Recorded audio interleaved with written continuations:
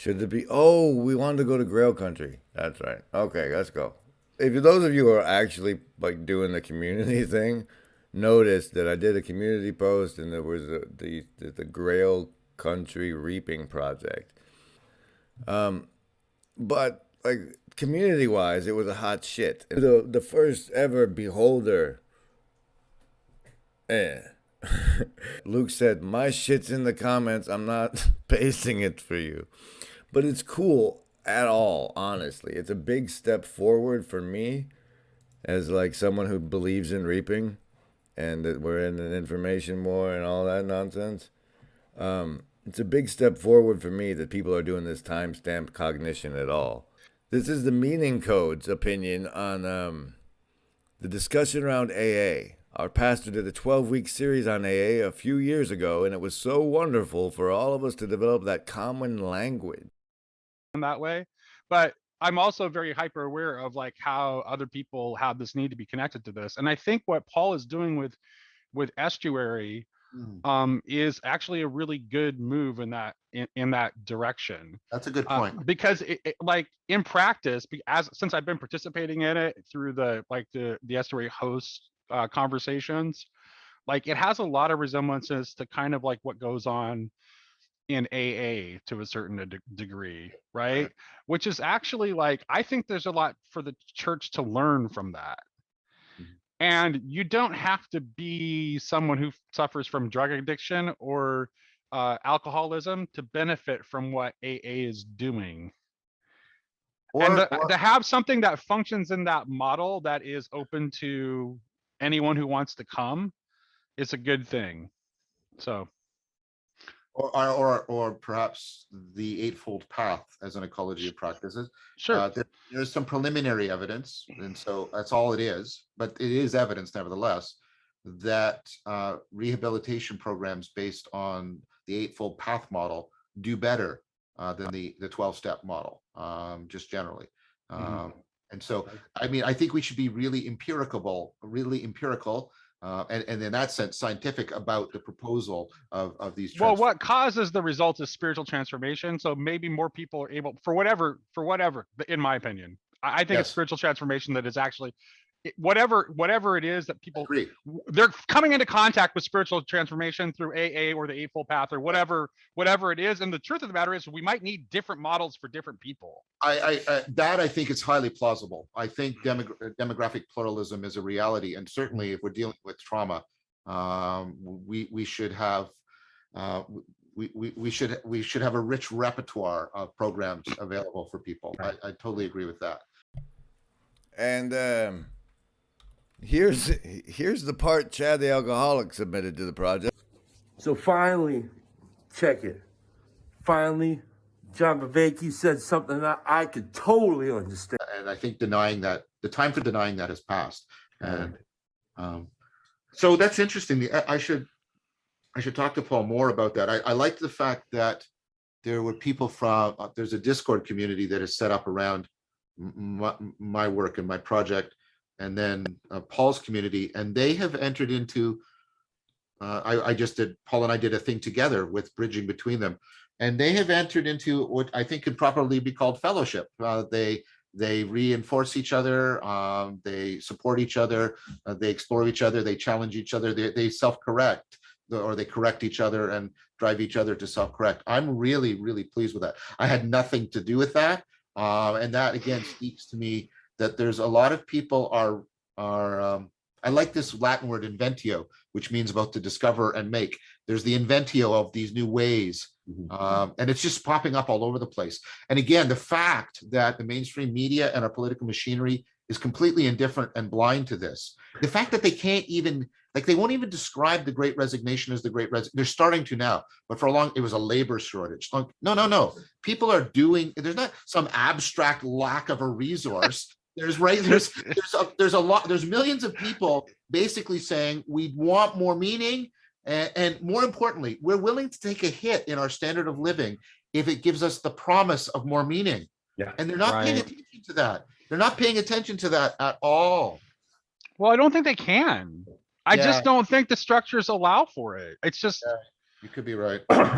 Thank you, Chad, for that. And Also, like I said, Gavin gave me timestamps in the whoop whoop. Right. And Right. This guy, John Delancey. You guys see it, right? You guys see that? view. I know I promise it, but doesn't it seem like the kind of approach you're talking about, doesn't it seem like at its core what it is a kind of communion, right?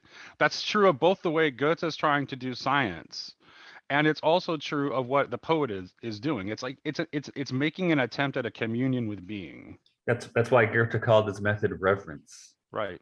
Right. We return. You could say eidetic if you wish, but what happens if we bring this spiritual dimension back into the sciences, and we let the phenomenon speak to us in this way? Now, is self-deception still possible there? Absolutely, but it's an attempt, I think, to get at a deeper truth than the mechanical truth. I agree with that. I suppose what I would say is, see, so for me, one of the pivot points that you get with Descartes is you get the proposal of universal method, the universal math, right? And the idea, the overreach for the scientific method was a loss of a previous idea. The previous idea, right, was, and you can see this change also happening in the theology of the time. The previous idea is, there are truths that will only be disclosed to us after we undergo significant transformation, right? So you can't, you have to acquire virtue. You have to, perhaps have certain kinds of changes to your character, to your consciousness, and without those are absolutely irreplaceable for certain truths to be disclosed. So transformation, and transformation requires, again, I think, ultimately a notion of a conformity epistemology. When that's thrown out with nominalism, you get instead the idea of the possibility of infinite calculation. When you want to have something that reemerges, it's this desiccated theoretical thing that we sort of have left with in modernity. Now, a terrific video that most of you haven't watched, a good many of you have, Nate's channel only has, 163 subs, so you can get in below the 200 mark. There you go. This terrific conversation on Goethe, science, and Sophiology with John Vervaeke and Michael Martin. And this whole video was just a wonderful video. Socially damaging. So Martin is an interesting guy. I don't know a lot about him. Nate's been really pushing him on me a lot. And so hopefully we'll have a conversation. He's got both a foot in academia, but also in sort of the Waldorf community, which, as those of you know, my wife teaches in a Waldorf school. So I've got some familiarity with that. And there's a bunch of reasons why Nate Heil, wants to sort of ship the two of us. But I thought this one really caught my eye and really grabbed my imagination, partly because of Goethe, who's a very interesting figure. There was this impoverishment in the 19th century at the height of modernity, that things broke out in, the Rosicrucian. There's this amazing Rosicrucian museum in San Jose, which I visited a number of times when we were homeschooling our children, just because you can see all the Egyptian artifacts. But, a bunch of stuff just broke out in the 19th century. It is. The mental health tsunami is coming. It's already starting, and it's coming, and it's going to get worse, very much. The Great Resignation is in part a massive response to the way COVID sort of made stark the meaning crisis for a lot of people in very powerful ways. Right, and I think that for me, there was a crisis for meaning for us, and that was a way to address it. Right. Is it the way to address it? I don't know, but it was a way to address it. Right. I think Paul Vanderklay's Estuary project is also pretty good, which I've been in person. Fun to get Estuary into it. And if you get into the Estuary Host Support Network, if I have that right, John Van Donk, and Nate's been big into that. Involved in.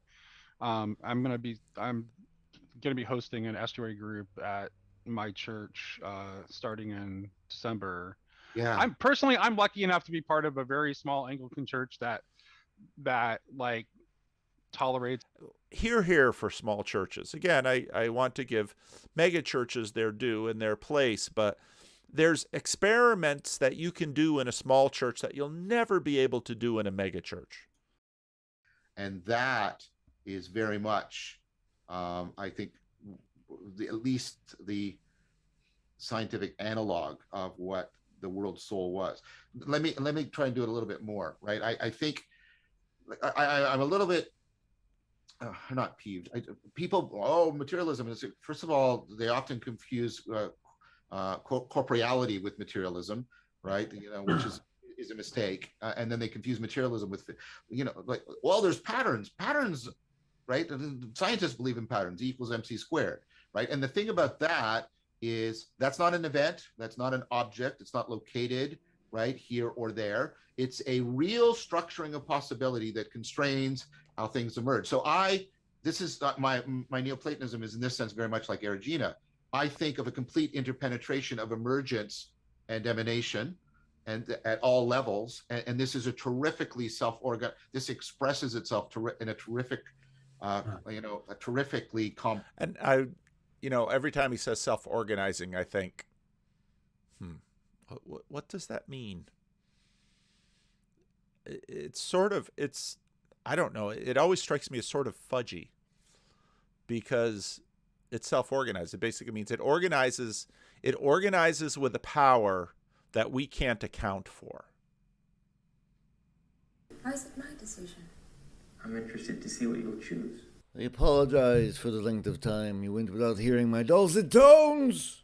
My portion of the Grail Country Harvest, he talks about like he's defining the feminine and how it's the moon and you shouldn't define it. And it would have spliced in so beautifully with The Hymns to the Night.